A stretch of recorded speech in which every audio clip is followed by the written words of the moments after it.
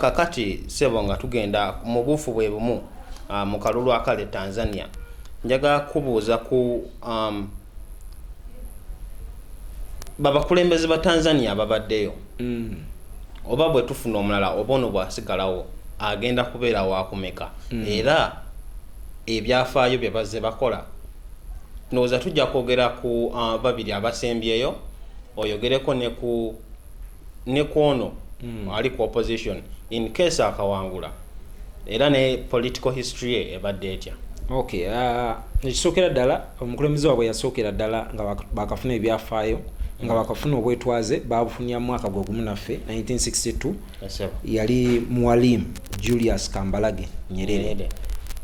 Ekigambo Mwalimu kigambo kya Luswayiri kitegeeza musomesa. Okay. It shows you simplicity y'omukulembeze oyo nti omuntu okwetegako nti teacher JULIUS Nyerere abantu abalala bawulya teacher obeera wenafuyiza and just called himself a Mwalimu. Era asobola okweyita professor. You know, wano ku university tukozesa ekigambo professor but mu French ekigambo teacher bagamba professeur.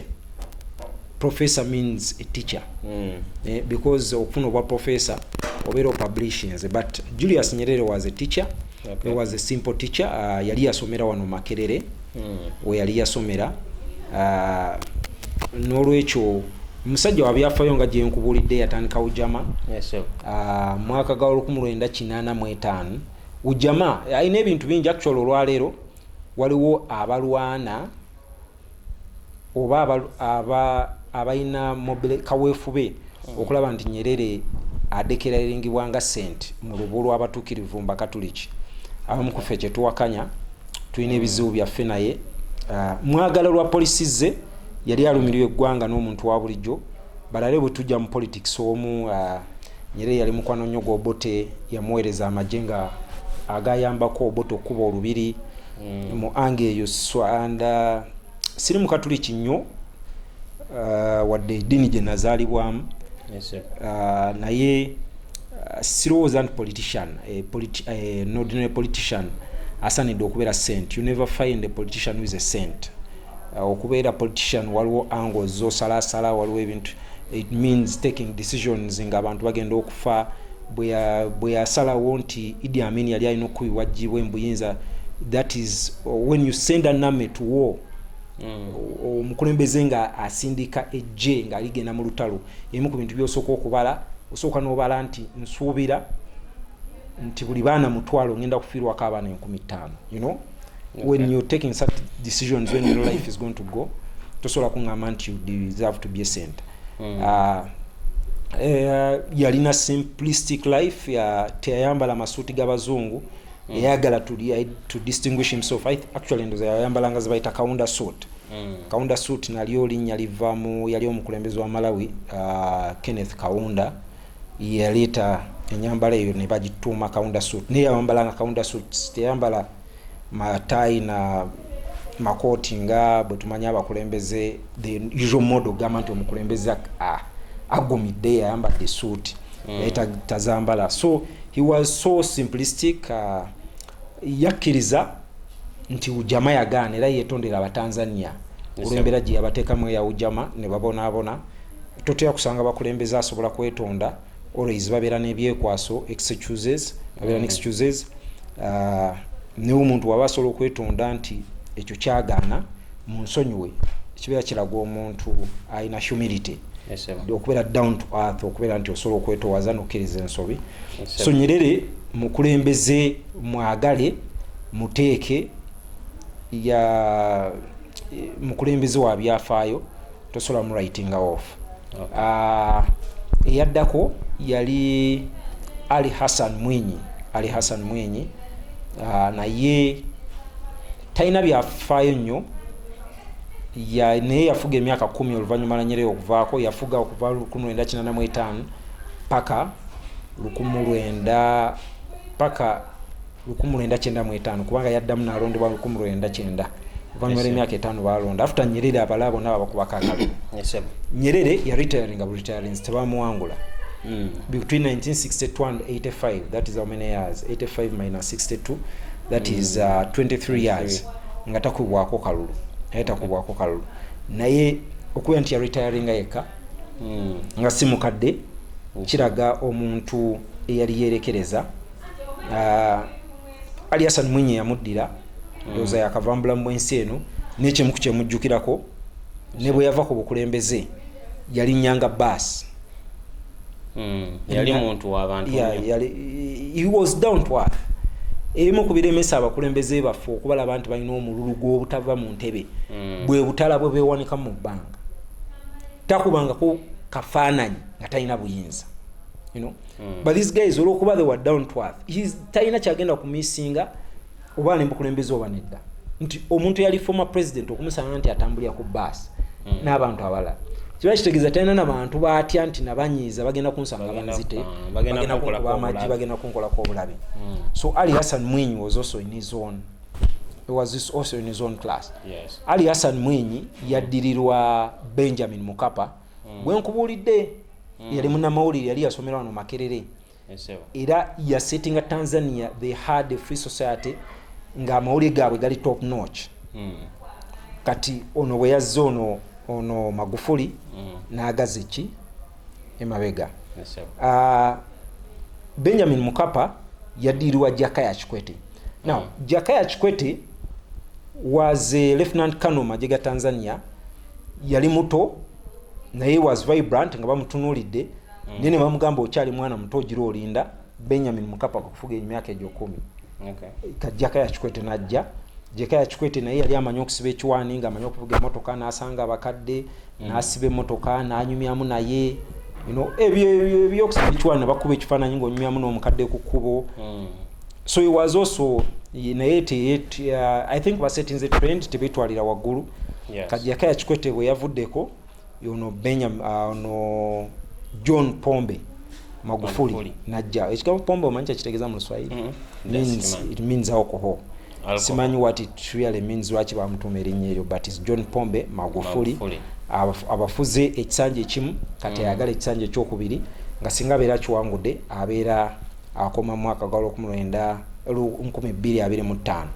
singa awangula agenda consolidating economic gains omanye emirundi egisinga olwo abagamba nti okutuuka ku byenfuna ebitegerekeka weetaaga okubaamu obwa dictator kubanga buli obeera mu demokrasi ono tulina ebintu bingi byetuwakanya for instance nakubuulidde nti bazimbye omukutu tulina omukutu gwe tugenda okuzimba okuva Hoima gugende Dar es Salaam gugenda kuba gwe mukutu ogusinga obuwanvu mu nsi yonna ogutambuza amafuta it is going to be on record gwe mukutu ogenda okusinga obuwanvu ogutambuza amafuta mu nsi yonna kakati ekyo kyokka in a democratic setting wali oyinza in a democratic setting osanga bali ne bagamba nti fano togenda kuyisa naawe mukutu ogwo ku ttaka lyaffe nze ate nze nsengula ebijja nze ebijja by'abajjajja bange nze bisenguka leka naawe ne booleta sente meka wano togenda biisaawo now ye dictator ajja kugamba please awo njagala ogwisa oshegera so as a dictator he has been able okukola ebintu ebimu osanga ebitandisobose kukola ki kukolebwa mu mbeera eya democracy Katundu Lissu singa wabeerawo kye bayita miracle n'awangula ye era campaign yagitambulizza kukuzza Tanzania ku democracy ne human rights ne freedoms okomyawo abantu okubeera nti basobola okweyogerera okwesalirawo ono John Pombe Magufuli kyeyabajjako okitegeera kati ekyakyasagambye nti Tanzania balina setting eri unique abe Tanzania balina ekizinga kye Zanzibar. Now the Zanzibaris abazanzibar balimu abasinga basiramu omuntu yenna yasoma African history ne ku O level twasomanga ku Sultan we Zanzibar wali abawalabu bangi kati Tanzania balina setting always president ava ku mainland Tanzania but vice president ava ku coast no ava Zanzibar ava Zanzibar kakati Zanzibar wali ekibiina bakita act ACT Wazalendo. Kati ekibiina ekyo always kyekina obwagiza obusinga e Zanzibar. Nate neno ku mainland kivuganya naye gwe president always olina okulaba nti olina obulubo gyeri Zanzibar. Ekyo bakikola lwa nsonga nti Zanzibar actually mu parliament ereeta ababaka bataano bokka mu parliament y'abantu ebisatu ekyenda mu abasatu. Naye ekyo kikola okulaba nti Zanzibar ewulira eri part of Tanzania, ina special status mu Tanzania kubanga yandyagadde okwetulako libeera eggwanga erikola ki eryetengeredde. So ebeerawo lwakazito okubeera nti Tanzania ebasinga obuzito tebasobola gikkiriza kwekutulako naye nga bagirowoozaako always vice president abeera ava Zanzibar. Nolwekyo ebyo ebimu ku bintu bannayuganda bye baba batunuulira mu kalulu akali e Tanzania nga katukwatako nga bannayuganda nti actually singa Tundu Lissu ajja ayinza n'okusazaamu endagaano gye twasaninga ne Tanzania ey'omudumu gw'amafuta. Jjukira omudumu gw'amafuta ogwo originally gwali gulina kuyita Kenya, but I think president yakibala n'abala one abana Kenya bali hostile. Abana Kenya bo openly balwanyisa omukulembeze wa wano. Ate olusala boda boat nga wakasala otandikira mbaluwo. Abaluwo tebaagala president wa wano olw'ensonga nti bakitwala nti waliwo muluwo munaabo Odinga lwe yali awangudde. Kigambibwa nti twaweereza obuyambi okumulemesa okulya obuyinza we bakanira obuyinza n'ekibaki. So kati omudumbu oguyise eyo oyinza okwesanga nga buli wabaawo effujjo wano ery'ebyobufuzi eri abaluwo effujjo lyabwe tebatawana na kusooka kusiguukula railway basooka kusiguukula mudumu ogwo okutambuza amafuta. Bwana ebagutema obutemi amafuta ne gayiika mbeera mulimu ki mbeera mulimu loss. N'olwekyo amawanga agatwetolodde ekibeerayo kibeera kikwatako nga naffe waffe ekibeera wano nabo kibakwatako. Era wano bw'oba wali otambuddeko buli lwotambula n'osala boda naliko wali twali mu Nairobi ebiseera ebyo ndowooza wa Besigye yali akayisibwa bubi ninga bannakenya balina engeri gye batunye bagamba muwagete muli serious avuganya president ne mbabeera nga bamuyisa bwe mutyo ne mbikiriza because ewaabwe avuganya omukulembeze eggwanga kati azali consistent Raila Odinga ali awa naye ali is like a semi god tosobola mukwatako. Era balina enjogera nti Baba Raila bamwita Baba Raila nti tasobya naddala mbaluwo mu ggwanga mwava tasobya okiraba. Kati bwe balaba ebiri eno Uganda bagamba omuntu omwenza ddyo bafuga emyaka 35. So always just like our ordinary lives ekibeere waneibawo kibeera kikwatako. Okay, kakati akataleke kasebo olowooza ani agenda owangula akalulu? Bw'abeera Zaala odds enyangu oplacinga ku John Pombe Magufuli. But ensi eno erimu ebyafaayo, erimu ebyewuunya, erimu miracles nga bwe twalaba Gambia ya Jame.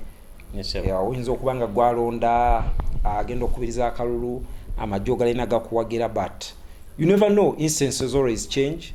Kitugamba abantu nti oluusi obala toddangawo n'ogamba nti kisoboka gwekola kyosoboddeko ebira tomanya. Oluusi wabeerewo natural forces zisobola okujja ne zikyusa buli kimu, but abatanzania nga bwe tubamanyi balinga kubanga ebyo bibiina Tanzania kanga bolaba ekyo chama cha mapinduzi kiringa bolaba African National Congress mu South Africa nti abantu babeera obwongo bwawe bwalobera nnyo nti kino kyekyafe. So kijja kuba kizibu nnyo Tundu Lissu okubeera nti asobola okulya akalulu ekinene nnyo ayinza kulwana kulaba nti abeerako n'ababaka abawera mu parliament agende ng'embeera agikyusa mpola mpola. Kali sebo twayanziza nnyo omulabi waffe okyali ku MRA UTV era nga waneno wosanga programu ez'enjawulo ebyemizannyo, amawulire, ebyobufuzi kosa ne programu yaffe. Mbadde n'omwami Lukyamuzi era nga host nsigadde nze Kabanda Hood nga twogedde ku kalulu ke Tanzania tukalabyewa naye nga kyemuba terabira bannayuganda oba n'abalala bonna abali mu nsi ez'enjawulo nti ebibeera ewa neighbour naawe biba bikwatako.